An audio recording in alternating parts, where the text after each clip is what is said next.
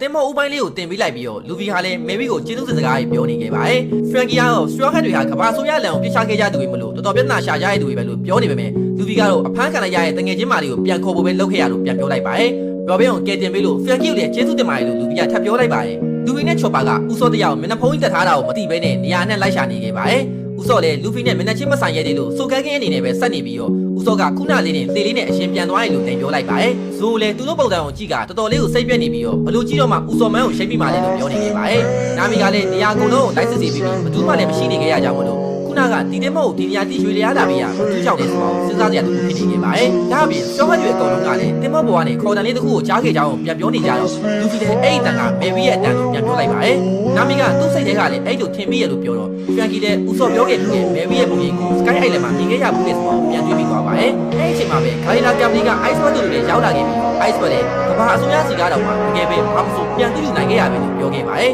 ဒီအချိန်မှာပဲမေဘီဟာရုတ်တရက်နှချမ်းခွဲသွားခဲ့ပါတယ်အားလုံးကလည်းအံ့ဩသွားခဲ့ကြမယ်မေဘီဟာဆက်ပြီးတော့ခရီးမဆက်နိုင်တော့ရဲ့တင်မောတက်စီမို့လို့ဒီလိုဖြစ်မှာကတော့ပုံမှန်ပဲလို့စံကြီးရောက်ဝင်ပြောလိုက်ပါတယ်ဒါပေမဲ့လူတွေကတော့မေဘီဟာတိုးနဲ့တူတူရွှဲလွင်ပြီးတော့ခရီးထွက်လာခဲ့ကြတဲ့တကယ်ချင်းခုနတုန်းကလည်းလူတွေအားလုံးမေဘီကိုယ်တိုင်ပဲကယ်တင်ပေးခဲ့တာမို့လို့မေဘီအတွက်တခုခုလုပ်ပြီးဖို့ Iceberg တို့တောင်းဆိုနေပါတယ် Iceberg ကတော့သူတို့ရဲ့များအားလုံးလုပ်ပေးပြီးမို့လို့မေဘီကိုအနားယူခိုင်းလိုက်ပါလို့ပြန်ပြောလိုက်ပါတယ် Iceberg ဟာပင်လယ်သားကြီးကိုပြင်ပြီးတော့ပြန်လာတဲ့အချိန်မှာအမိုက်ပုံကျုံးလေးမှာရှော့ခက်တွေရဲ့တင်မောမေဘီကိုထိလိုက်ရပါတယ် Iceberg ကတင်မောကိုစမ်းကြည့်တဲ့အခါမှာတင်မောလေးစီကနေပြီးတော့နောက်တစ်ခါလောက်တကယ်ချင်းတွေအတွက်ရှော့တင်ချင်မှတည်းရဲ့ဆိုတဲ့စကားတန်လေးကိုကြားခဲ့ရပါတယ်ဒါကြောင့် Iceberg ဟာမျောလင်းချက်မရှိတော့တဲ့တင်မောလေးမေဘီကိုပြန်ပြင်ပေးနေနေပါတယ်အချောင်းကြီးမှာပဲတိုင်းတွေကလည်းလာတော့မှာမဟုတ်လက်မပညာရေးကလည်းတန်းပေါ်ပြန်လာတဲ့အခါမေဘီစီကနေရှင်းရှင်းတပိုင်းကိုရဲ့စကားတန်လေးကိုဖတ်ကြားလိုက်ရတော့ Iceberg တယောက်လည်းအကြောင်းပြန်သွားခဲ့ပါတယ် Iceberg ဟာအတော်လေးရုံရင်းပြက်စီနေပြီးတော့လုံးဝရုံမနိုင်တော့ရဲ့မေဘီကဒီမပါဘဲနဲ့တယောက်တည်းပြည်နယ်ကိုရုံးနေသွားခဲ့အံ့ဝင်ရလို့သိရပါတယ်တင်မောအင်ဂျင်နီယာလုပ်နေတဲ့တက်တာအတွင်းမှာဒီလိုမျိုးအရန်ကိုသုံးသပ်တဲ့ပြည်နယ်မြတ်တင်မောကိုမြင်မှုခဲ့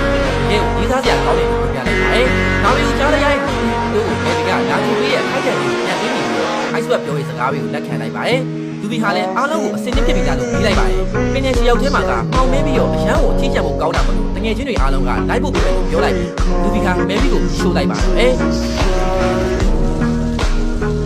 ဒီချိန်မှာဦးစောတယောက်ရှိနေလို့ချင်းဒီလိုကိစ္စမျိုးတောက်ခံနိုင်မှာမဟုတ်ဘူးလို့လူတွေကပြောနေပြီးတော့ဆိုလေဦးစောကိုအစင်ပြေလားလို့မေးနေခဲ့ပါတယ်။သူကကင်းကတော့အားလုံးကဒီနှုတ်ဆက်ရမှာပဲ။အေးစသက်တာမှမကြဘူး။ယောက်ျားလေးနှုတ်ဆက်မယ်ဆိုတဲ့စိတ်ကိုအစင်ထားပြီးပြီ။